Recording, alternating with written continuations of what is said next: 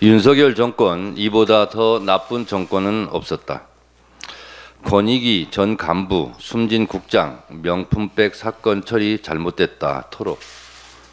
사건 제대로 처리되지 않았는데 막지 못해 죄송하고 아쉽다. 토로해.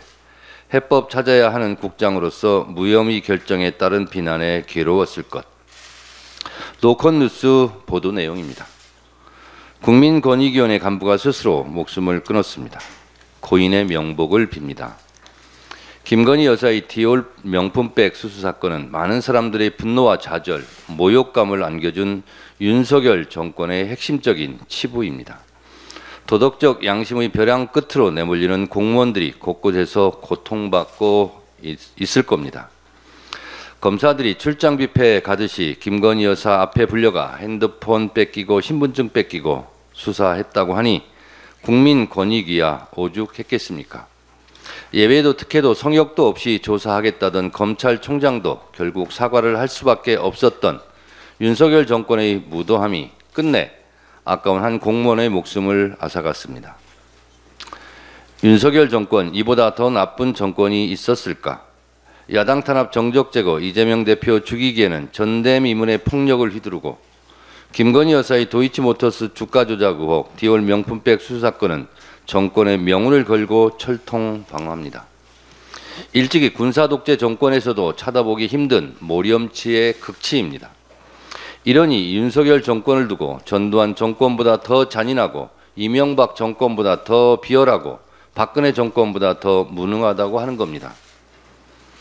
예전에 잔인하고 비열하고 무능했던 독재 정권도 국민에게 잘 보이려고 하는 척이라도 했고 착한 척이라도 했고 야당과 협력하는 척이라도 했습니다. 그런데 윤석열 정권은 무지몽매하고 무지막지합니다. 도둑질도 숨어서 하는 겁니다. 그런데 이 정권은 대놓고 배째라는 식입니다.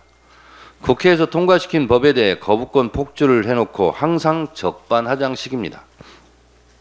언론 탄압 방송 장악도 아예 대놓고 될 대로 되라 할 테면 해봐라는 식입니다. 최상병 수사 외압 사건과 백혜령 마약 수사 사건에서 보듯 들키든 말든 대놓고 내 멋대로 합니다. 독립기념관장에 가장 부적합한 인사를 내리켰고 민족 정기와 독립운동 정신을 대놓고 훼손하려 합니다. 7.1의 역사, 독립운동의 역사를 지우고 왜곡하면 누가 이기고 누가 피해를 보겠습니까? 이러한 시도들은 헌법 정신의 정면 부정입니다. 대한민국 헌법 전문은 이렇게 시작합니다. 유구한 역사와 전통에 빛나는 자랑스러운 대한국민은 3.1운동으로 건립된 대한민국 임시정부의 법통과 이렇게 되어 있습니다. 다시 말해 대한민국은 그들이 말하는 것처럼 국민 영토 주권이 없어서 대한민국이 존재하지 않은 것이 아니라 대한민국 헌법은 대한민국 1년을 1919년 임시정부로 규정하고 있습니다. 초대 이승만 대통령이 1948년 정부 수립을 한 이후 9월 1일 첫 번째 대한민국 관보를 냅니다. 이 관보에 보면 밑에 대한민국 30년 9월 1일이라고 적고 있습니다. 이승만 대통령도 1948년 9월 1일을 대한민국 30년이라고 한 것은 1919년 대한민국 임시정부를 대한민국 정부 1년이라고 본 겁니다. 엄연히 이렇게 독립운동의 역사가 대한민국의 역사이건을 8.15 해방 이전에 정부 수립 이전에 대한민국은 존재하지 않았다는 식으로 말하는 것 자체가 헌법 부정입니다. 독립관장은 당장 사퇴하시기 바랍니다. 경제는 망가지든 말든 대책은커녕 대통령은 휴가 가서 휴가 중 개업 휴업 상태입니다. 정치, 경제, 외교, 안보, 사회, 문화 어디 성한 곳이 없습니다.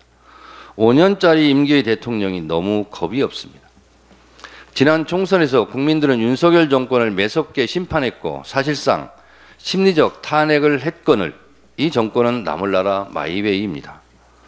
국민과 치킨 게임 하듯 눈과 귀를 막고 국민과 싸우자 합니다. 국민에게 오기를 부리듯 국민들과 누가 이기는지 해보자는 식으로 강짜를 부립니다. 그러나 명심하십시오. 국민과 정권이 싸우면 결국 국민이 이깁니다. 국민이 이기는 정권 없습니다. IMF 시절보다 더 어렵다는 국민들의 원성의 목소리가 점점 용산 대통령실로 직행하고 있음을 아시기 바랍니다.